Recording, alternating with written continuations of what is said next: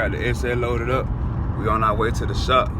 I don't know if you can see it, but they go to SL. Got my man taking my car to the shop. Got my guy Steven. He gonna put my motor in.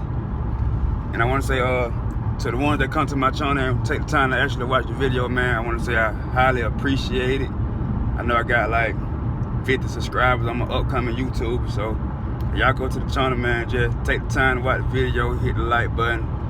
If you don't mind, you can subscribe to the channel for me. I highly appreciate that. And y'all stay tuned, man. The LS swap, it's been a long process, but it's slowly coming along.